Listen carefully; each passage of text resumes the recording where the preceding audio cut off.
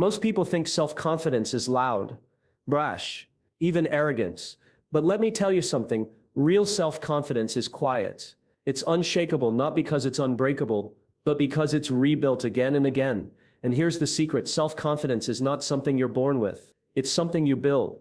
And like anything you build, it has a blueprint. When I was 24, I was terrified of public speaking, the kind of fear that tightens your chest and steals your breath. I remember standing backstage before a presentation, gripping my notes so hard they were shaking in my hands. My thoughts weren't about the message I wanted to share or the people I hoped to help. My thoughts were about me. What if I mess up? What if they laugh? What if I'm not good enough? My confidence wasn't just low, it was non-existent. I didn't believe I belonged in front of anyone.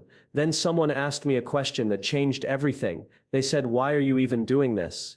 It caught me off guard. I didn't focus so much on trying to get things right, to be liked, to sound smart, that I hadn't stopped to ask why I was even standing on that stage. That moment forced me to confront a hard truth. I had no foundation, no anchor, and without that, it was no wonder I felt like I could be knocked over by the slightest breeze of self-doubt. We live in a world obsessed with what do you do? What are your goals? What have you achieved? And maybe even more so, how do you plan to succeed? How will you beat the competition? How will you stand out? But there's one question we rarely hear, one that truly matters. Why? Why do you do what you do? Why do you matter? That's where unshakable confidence begins. Not in having all the answers, not in having the perfect not in the approval of others. Confidence is born when we understand that our value is not dependent on performance, but on purpose. Purpose isn't about titles. It's not about climbing the ladder or racking up accolades. Purpose is deeply personal. It's the quiet force that compels you to keep showing up, even on the days when you feel invisible or inadequate. It's the thing that keeps pulling you forward when your ego wants to quit. Think of a firefighter. She doesn't wake up every morning brimming with courage. There are days days she questions herself, but she doesn't let fear make her decisions. Why? Because her purpose is bigger than her fear. Her why is to save lives. So she straps on the gear, steps into the smoke, and does the hard thing anyway. That's the power of purpose. It gives you the courage to act even when you're scared. It grounds you when everything else feels uncertain. It reminds you that you're not just here to perform, but to serve.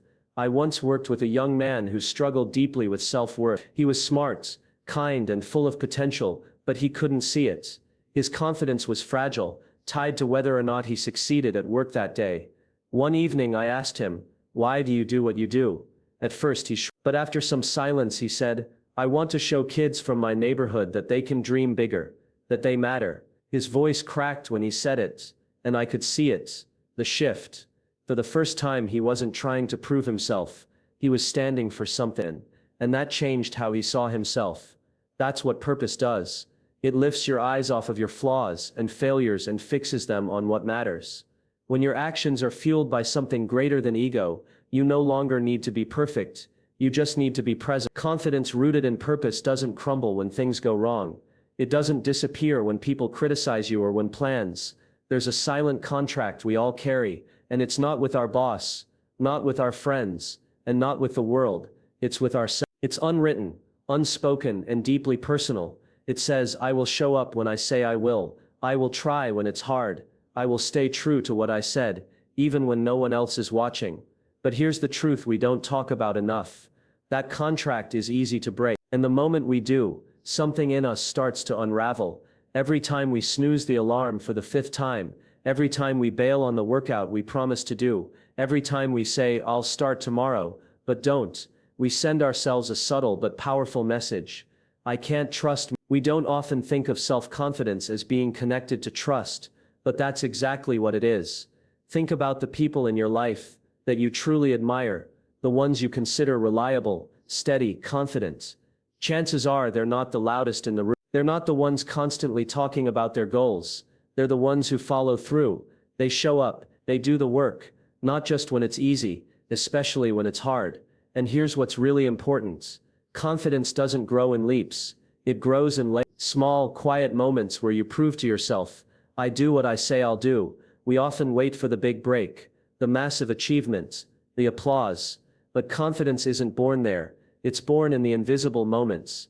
The ones no one else sees. Like when you wake up tired but go for that run anyway.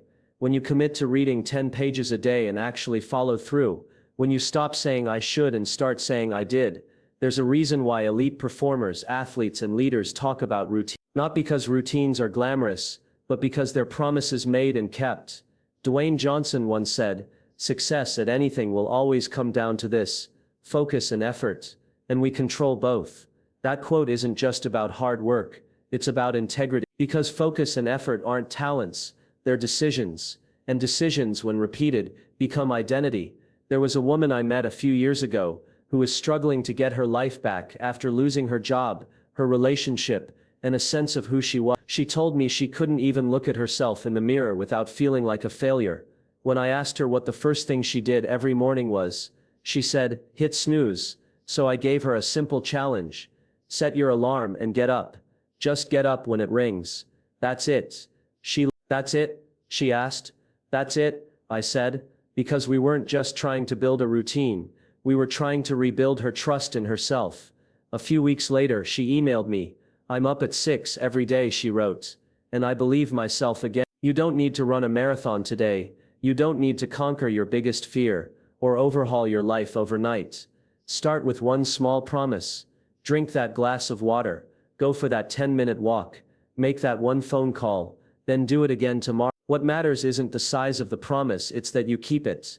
Because every time you do, you send a new message. I trust me. I believe in me. I show up for me. And when you build that kind of relationship with yourself, confidence isn't something you change. It's something that becomes who you are. Let me tell you a story. In 1998, a young woman was broke. She had no job, no money, and was navigating the weight of divorce while raising her child on her own. At her lowest point, she sat in a small cafe, scribbling ideas onto napkins, because she couldn't afford proper paper. Those scribbles were more than just notes. They were a lifeline. Every word was her defiance against the belief that she was done, that she was invisible. That woman was J.K. Rowling, and those napkins would become the foundation of Harry Potter, a story that would go on to inspire millions around the world. But here's the part that's even more powerful. She was rejected by 12 different publishers. 12 people, gatekeepers of the very dream she clung to, told her she wasn't good enough, told her the story wasn't worth publishing, told her to move on. She could have. Most people would have. But she didn't. Not because she had guarantees, not because she knew it would work, but because she believed in something deeper, that what she had to say mattered, that the story was worth sharing, even if no one else saw it yet. We talk about failure as if it's the end of something, but failure, if you're willing to look at it differently, is not the end. It's the place where character is refined, where resolve is tested, where confidence is either broken or built. And here's the secret. Real unshakable confidence is not born from success. It's born from how you respond when everything falls apart. Think back to a moment in your life when you failed. Maybe you lost a job. Maybe a relationship ended. Maybe you poured yourself into something only to watch it fall flat. At that moment, the pain was real, the disappointment was heavy, and it might have felt like you were starting over. But what if you weren't? What if that moment was actually a forge, shaping you, strengthening you, preparing for what comes next? There's something almost magical that happens when we stop seeing failure as a reflection of our worth, and start seeing it as a step in our evolution. It changes everything. Because the goal isn't to never fall. The goal is to fall and then rise. Not the same but stronger, wiser, more resilient. I once spoke to a young entrepreneur who launched her first business at 23. It failed within a year. She lost money, lost confidence, lost sleep. When I met her, she was full of self-doubt. But as she told me her story, I asked her, "What did you learn that you'll never forget?" Her eyes lit up. "Everything," she said. "I learned how to listen. I learned how to pivot. I learned how strong I really am." She wasn't proud of the failure, but she was proud of who she became because of it. And that pride, that ownership, was the source of her confidence. Confidence doesn't come from always getting it right. It comes from knowing that even when you don't, you're still worthy, still capable, still moving forward. And every time you get back up, you prove something powerful to yourself. That failure doesn't define you. Your response to it does. You're not starting over when you fail. You're starting again. This time with scars that tell stories, with lessons etched into your experience, and with the kind of courage you can't fake. Confidence forged through failure isn't loud or boastful, it's steady, grounded, quietly powerful, because you've been through the fight, and you came out not just whole but stronger. If you want to build unbreakable confidence, the first thing you need to understand is that you can't do it alone. No one climbs out of self-doubt and isolation. We like to romanticize the idea of the lone wolf, the person who pulled themselves up by their bootstraps, overcame every obstacle and never leaned on anyone. But that's a myth. Behind every confident person is a community, even if it's just one person, who helped them remember who they were when they forgot. The people you surround yourself with are shaping your inner dialogue more than you realize. Some lift you, others weigh you down. Some see you with compassion, and others through the lens of comparison. And whether you notice it or not, those perspectives become part of how you see yourself. There are two kinds of people in your life: judges and mirrors. Judges tell you who you should be. They measure your worth by your performance. They're quick to critique, slow to understand. They compare your chapter 2 to someone else's chapter 20 and expect you to keep up. They rarely ask how you feel, but they'll gladly tell you how you failed. Sometimes they wear the mask of mentorship. Sometimes they even come disguised as friends or family. But you always know when you're around a judge, because you leave the conversation questioning your value. Then there are the mirrors. These are the people who reflect back to you the truth of who you are, especially when you can't see it yourself. They don't sugarcoat things, but they don't shrink your spirit either.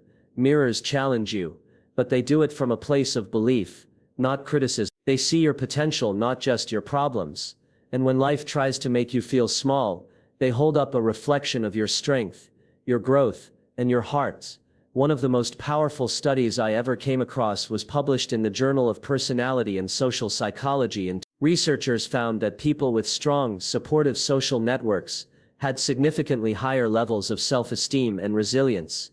What that tells us is simple: we don't just become who we believe we are, we become who the people closest to us believe we are. So if you're surrounded by people who constantly question your worth, who only value your success, who laugh when you dream out loud, ask yourself, are these mirrors or judges? Are they helping you see yourself clearly or distorting the view? I remember talking to a young man who had just quit his job to start a nonprofit. He was passionate, driven, and had a clear vision, but his confidence was shaken because every time he talked about his idea, someone would remind him how risky it was, how hard it would be, how unlikely success was. Until one day someone simply said, "I believe in what you're doing. You were meant for this." He told me that single sentence shifted everything, not because he suddenly had a guarantee, but because someone had finally handed him a mirror. That's what belief does. It strengthens the foundation you're already standing on. And when you have someone reflecting your strength back to you, it becomes easier to step into it. You don't need more followers. You don't need more likes or praise or attention.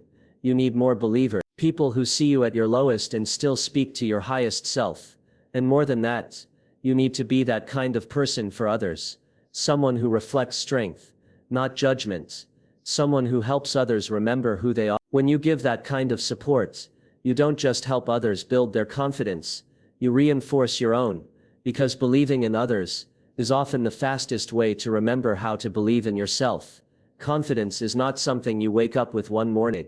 It's not an epiphany, not a switch you flip, and definitely not something you fake your way into. It's a muscle, and just like any muscle, it only grows through effort, resistance, and repetition. We'd all love for it to come easily, to walk into a room and feel completely assured, to speak our minds without fear, to take bold steps without hesitation. But that's not how it works.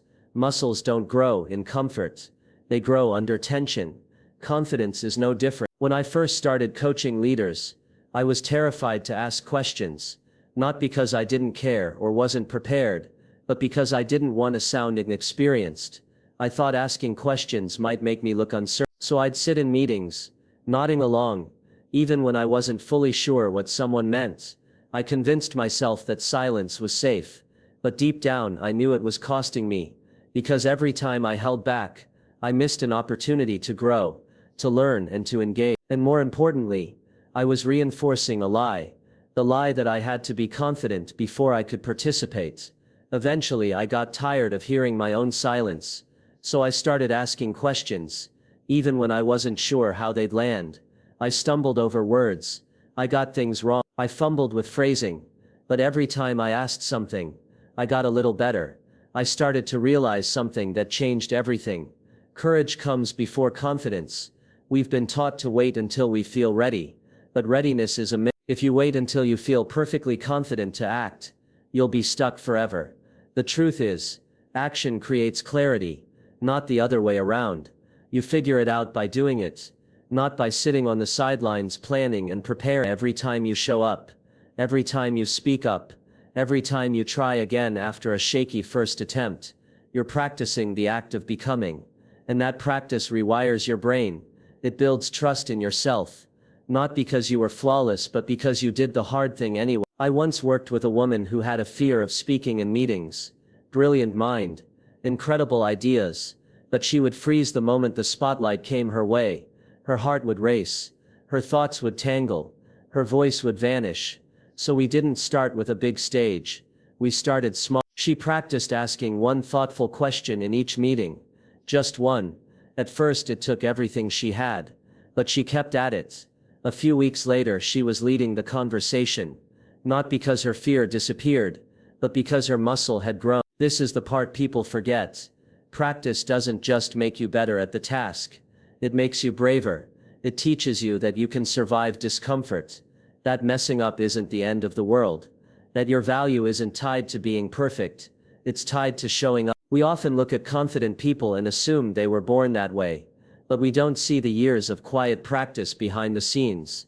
The moments of doubt they pushed through. The number of times they acted without feeling ready. And that's the real story of confidence. It's not the polished performance you see under the lights. It's the grit of repetition in the dark.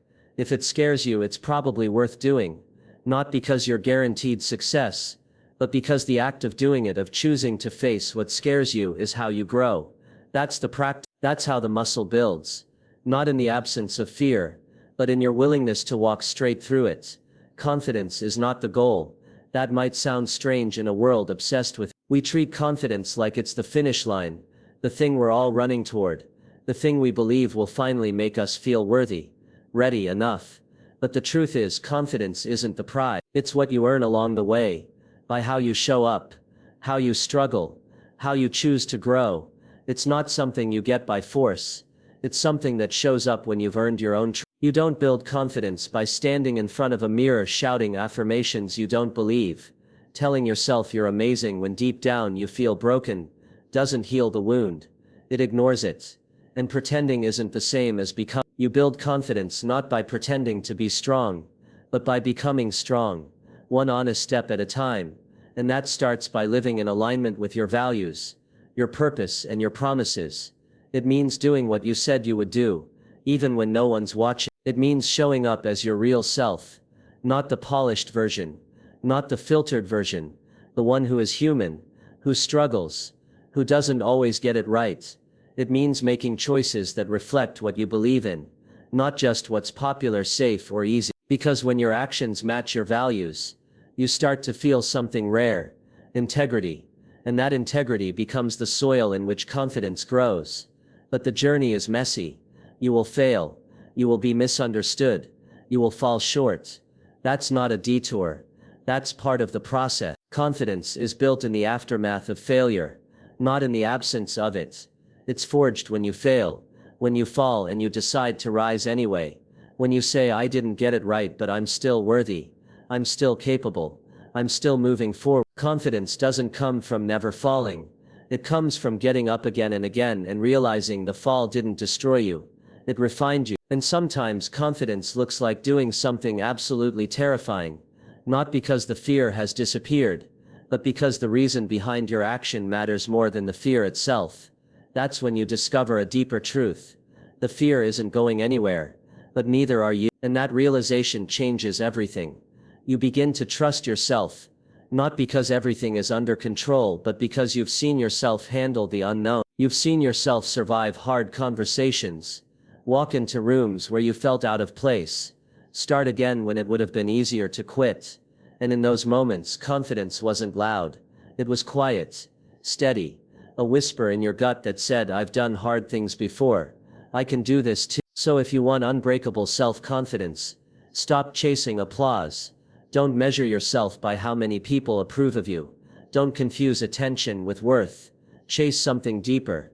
Chase growth, not perfection. Chase honesty, not performance. Chase something bigger than you. A cause, a mission, a reason that keeps pulling you forward even on the days you doubt yourself. Because one day, and that day will come, life will try to knock you down. Circumstances will shake you. People will question you. Fear will try to crawl back in. And in that moment you'll hear something powerful. A quiet voice inside that says, I've been through worse. I've got me. And that voice, steady, grounded, earned, is what real confidence sounds like.